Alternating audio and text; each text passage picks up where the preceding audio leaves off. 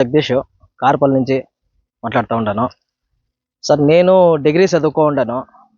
మా అప్ప మా తాత మా ముత్తాత వాళ్ళు అందరూ వ్యవసాయం చేసిండారు. వాళ్ళు చేసి మమ్మల్ని ಯಾವುದೋ అంత ఒక 4 చదువులు చదివిపించినారు. ఏం చదివినా కూడాను మాకు మా మైండ్ అంతాను వ్యవసాయంలోనే ఉంటుంది, ఎంత చదివినా కూడాను. సో దాన్ని ఇంకా మేము వ్యవసాయం పెడిస్తే మేము వేరే ఏం చేసేకి మాకు ఇంట్రెస్ట్ వచ్చేలే.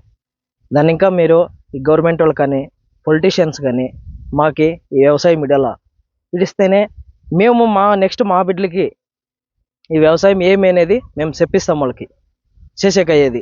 మిచ్చము ఈ రోడ్లు, ఈ బిజినెస్ కారిడార్లు, ఈ ఎయిర్పోర్ట్లు ఇవన్నీ మాకు వద్దు. అవి వచ్చినా కూడా మేమేం దాంట్లో ఉండేలేవు. అట్లా మాకు కావాలనేది వ్యవసాయం.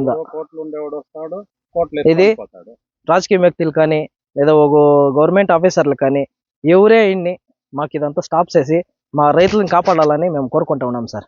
26 ఎలక్షన్స్ వస్తుంది కదా, దానికి ఇప్పుడు ఎట్లా సార్? ఎలక్షన్స్ రాని వద్దు అనేలే. మేము మాకి రైతులకు తొందర చేస్తే మేము ఎలక్షన్స్ వాళ్ళకి తొందర చేస్తాం, దానికి బైకట్ చేస్తాం. మాకు రైతులకి మేము పోగొట్టుపోతా ఉంటే వాళ్ళకి ఎలక్షన్లు ఓటేసి ఏం సార్ చేయాలి మేము కదా? మేము వ్యవసాయందారులు, మాకు తినేక అన్నం ఉండేదే దాంట్లో, మీకు అన్నం పెడతా ఉండేది అదిదా.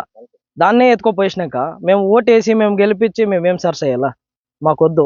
ఎలక్షన్లు వచ్చినా కూడాను వాళ్ళు చేసుకొని మాకు తొందర చేస్తే మేము నిలిపేస్తాం.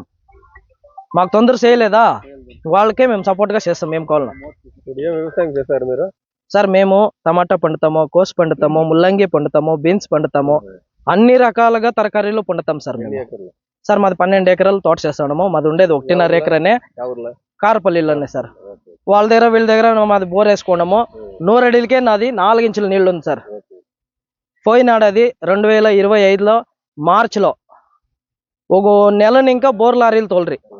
ఇదే లాస్ట్ ఇయర్లో ఎక్కడ ఒక లారీ కూడాను చెప్తా ఉండ్రి ఒక నెలని ఇంకా ఎక్కడ నీళ్ళు అనేది చిక్కలేదు అని. అట్లా టైంలో నాది 100 అడుగులకి 4 ఇంచుల నీళ్ళు చిక్కింది సార్ కార్పల్లిలో. కాబట్టి మీరు ఇప్పుడు సెకండ్ చూపిస్తాము. సో అట్లుండే తోడు మాకి అది కావాలని మేము అడుక్కుంటా ఉన్నాం సార్. సార్ ఒసూరు మార్కెట్కి పంపిస్తా ఉన్నాము. వాళ్ళు ఒసూరు మార్కెట్ని ఇంకా ఎక్స్పోర్ట్లు చేస్తూ ఉంటారు సార్. మాకు ఉండేదే ఇంకోటి ఒసూరు మార్కెట్. వేరే తొట్టెత్తుకోపోయేదానికి మాకి ట్రాన్స్పోర్టేషన్ ఇంకోటి ఏమంతా మనకు తెలిసేలే. అక్కడ మార్కెట్లో కూడా మనకు కాంటాక్ట్ ఉండేలే. మనకు ఉండేది ఒసూరు మార్కెట్, లేదంటే ఉలువారు సంత, రైతుల సంత ఉంది. అక్కడ ఎత్తుకోపోయి మేము అమ్ముకొని వస్తాం సార్.